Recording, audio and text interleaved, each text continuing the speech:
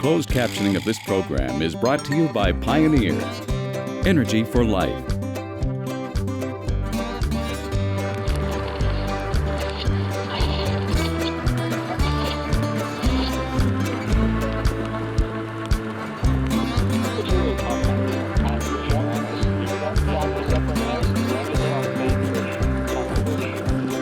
If I didn't know any better, I would say that the three of us are gluttons for fun. I mean, we just have so much fun doing this stuff, even in the middle of a blizzard. Now, what Gary's doing here, if you watch him, watch the way he's pumping the rod, which is really interesting. He's almost fighting a fish like you would for big game. He's lifting, pulling the fish up, and then reeling on the way down, and he's using the butt in his belly to anchor the rod. So this is where it's very critical that if it wants to head shake, that your drag is set right and that you bow your rod a little bit. Now you also notice that the rods that we're using are longer. They're not your traditional like spin casting rods or bait casting rods. They're trolling rods designed for this kind of fishing. So they've got just the right kind of action, the right stiffness, and the right length.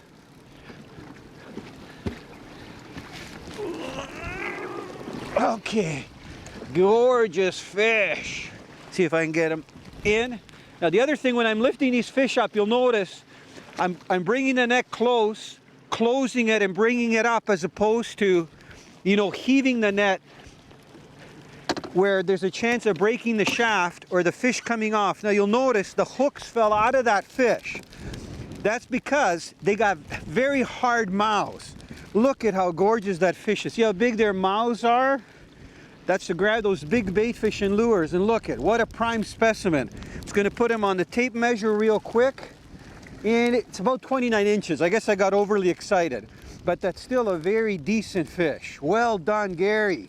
You get these all the time, I know. What a gorgeous fish. Okay, because I've got the gloves on, I'm just going to hang over the side and let you have one more look. And I'm going to let some water go through its mouth so it gets a little bit of oxygen, and I'm going to let it go. They have so much power. Watch this fish take off. What a big slab.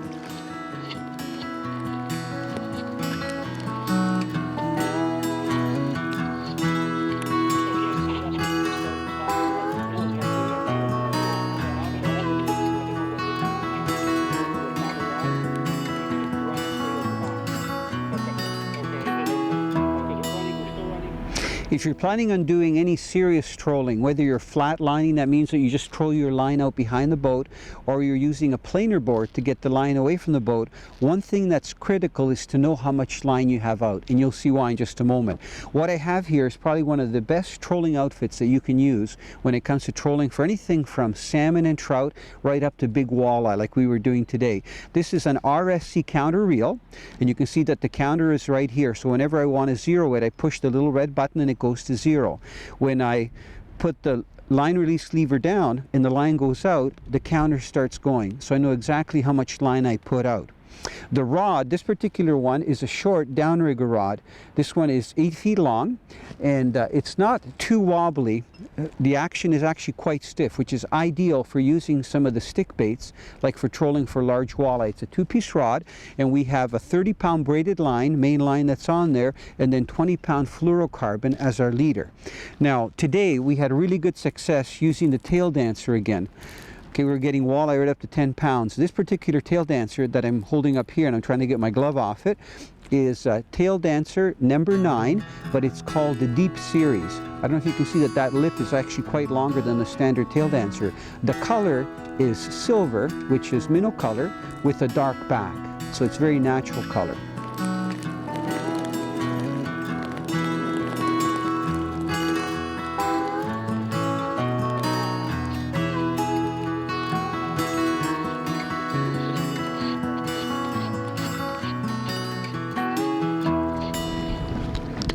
Good, got it?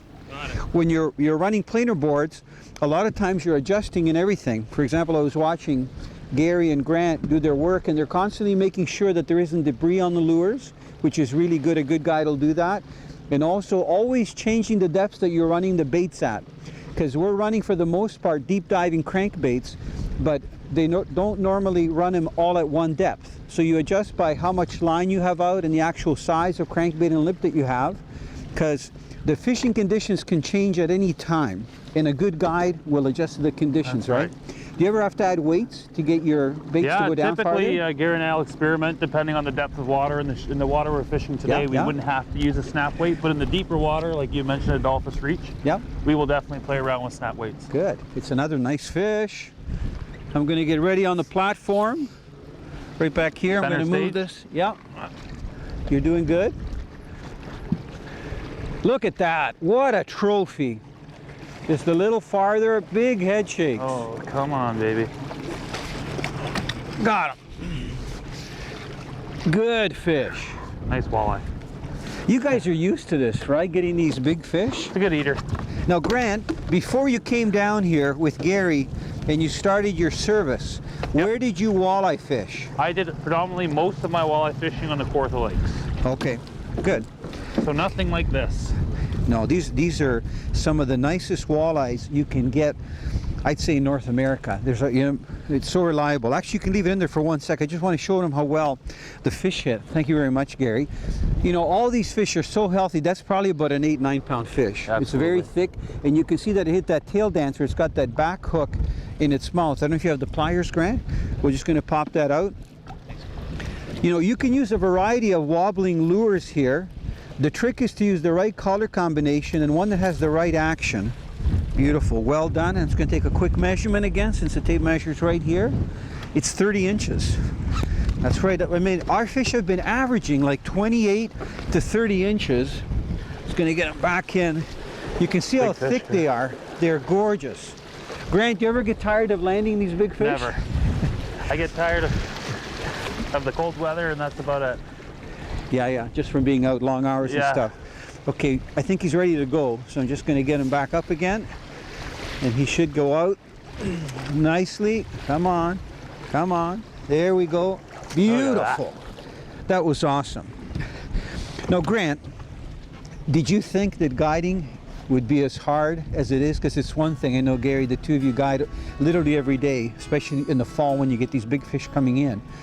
Did you know how tough it is? Because I know you love to fish, but it's one thing when you got to get up early, drive, and always smile and be happy and everything. Yeah, it does take a toll on you, the early hours, the cold weather, but you know, just maintaining a work-life balance is definitely what we try to do. I mean, Gary's been a great advocate of me taking time off, because I'm off during the week and he's on the weekends, so we've kind of balanced it out, and it's worked out very well for us. So that's awesome.